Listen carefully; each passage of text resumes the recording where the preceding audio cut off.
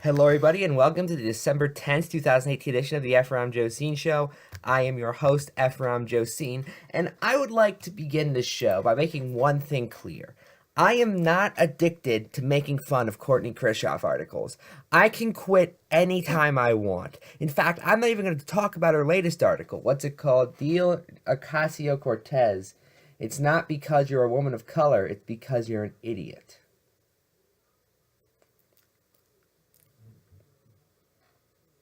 Hi, I'm Ephrom Josine, and I'm an addict.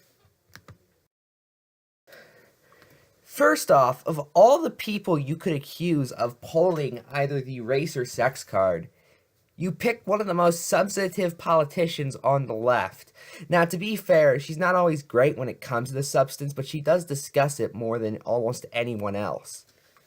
Like, Maxine Waters literally had reparations for slavery in her 2018 platform.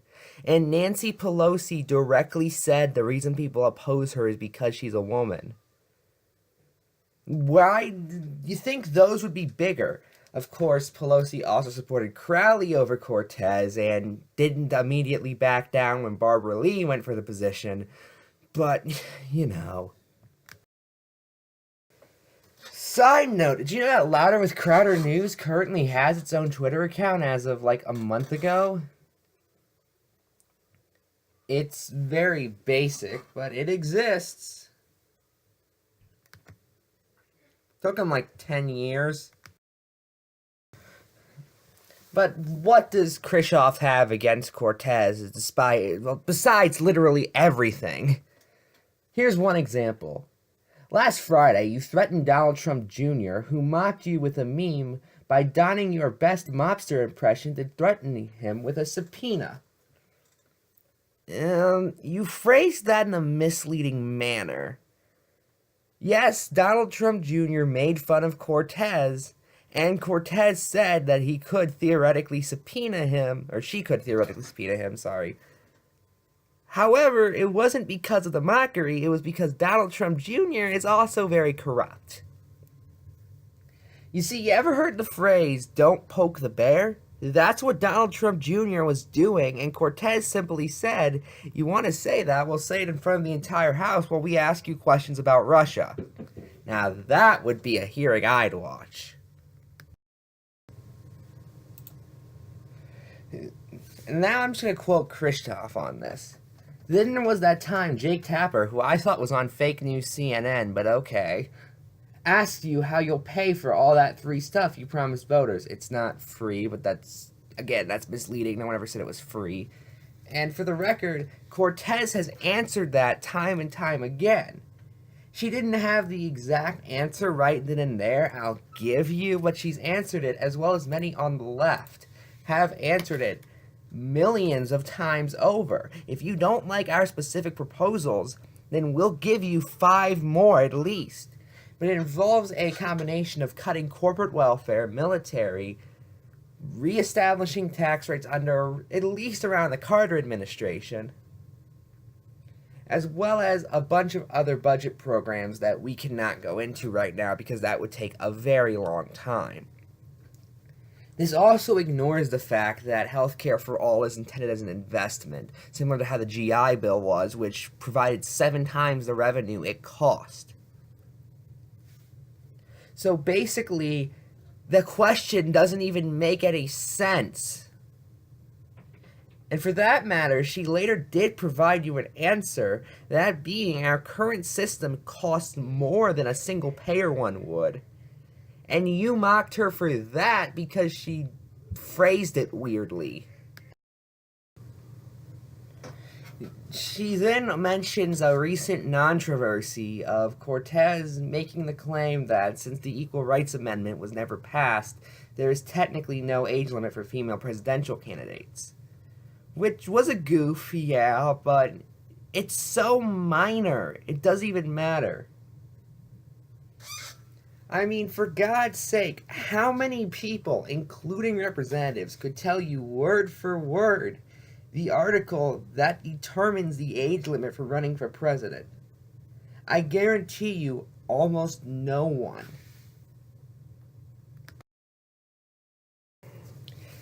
Anyway, here's just something funny I found on Twitter. Stefan Molyneux, my mic dropped, tweeted, "Professor, race is a social construct. Doctor, great, then we can give your organ donation from a different race. Professor, hell no, that's just something I say so I can get paid. Actually, organ donations from other races is perfectly possible and done regularly. I've actually known people who have only survived because of them, but okay. You can find them all across the world. You're just stupid." Now, Sean, from Sean and Jen, who is basically just Sean at this point, said, "Then the professor dies, despite organ donations across races being a totally possible and normal thing." Stefan, "Of course it is, but genetic proximity makes it far easier to get a proper match. It's also most likely to get a proper match if it's from the same family as you. Does that mean you only take organ donations from your family? Well, that'd be pretty weird considering how they don't die very often, I assume."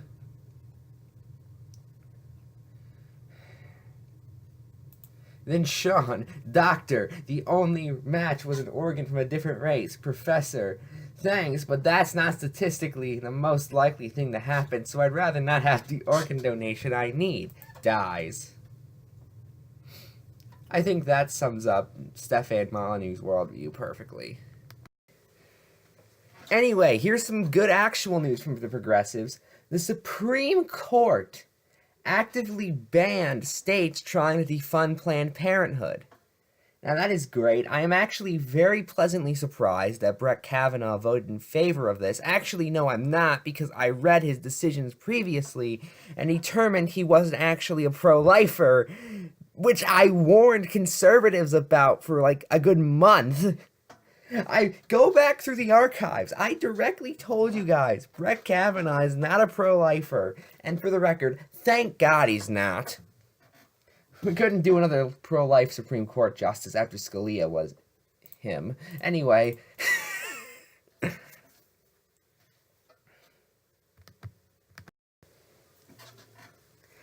But yeah, I'm pleasantly surprised by this, honestly.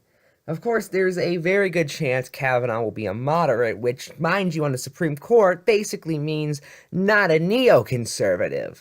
Which, if you do not know, neoconservative is the extremist branch of people like George W. Bush, Bill Kristol.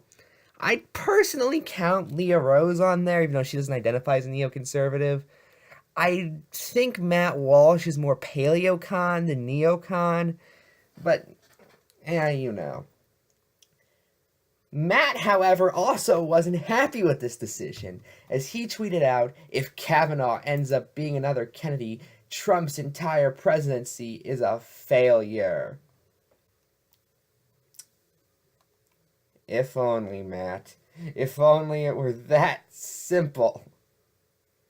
Personally, I'd love his entire presidency, at least his policies, mind you, to be a failure in the sense they weren't enacted. I don't want the policies he enacts to fail. I want the policies that he tries to enact to fail. That's a big difference. He is my president, and I do hope that his policies are good. His policies, however, after 2 years, have been awful. And for that matter, I just want to point this out.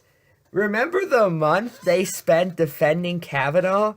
Here's what they got from it. His first decision is pro-Planned Parenthood. I gotta give him that.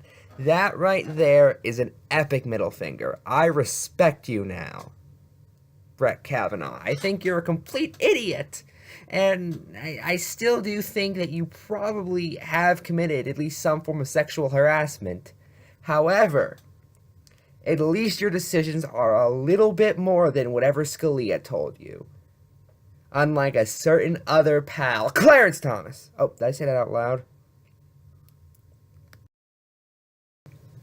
Of course, Matt snapped at this decision, tweeting, "We may very well make it to 2020 with no wall." Oh God, I hope so. Planned Parenthood still funded. I am completely in favor of that. And a majority liberal Supreme Court. I like that idea quite a bit.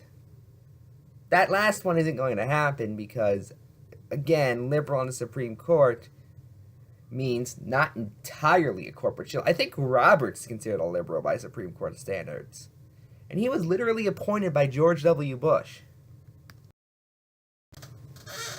What a spectacular, historical failure. Oh, God. Trump's presidency would be in that case. Oh, and Obamacare still in place. He's been gradually repealing it for months on end. Where have you been with that? And I like this because it seems like even Matt Walsh's own insane PaleoCon fan base has one rule. You never go after Donald Trump.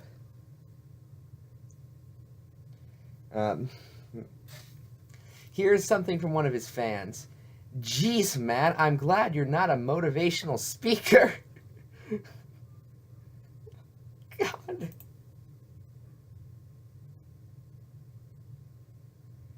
And here's another one. Trump's tried. Rhinos in the Senate blocked him.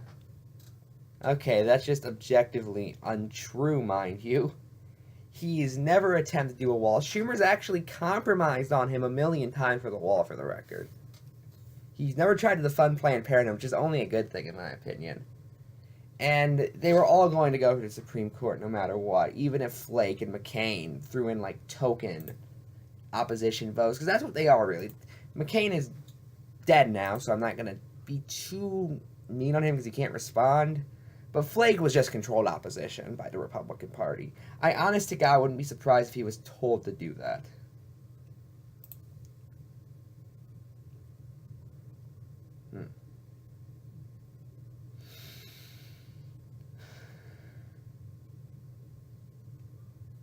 I'm Ephrom, and good night.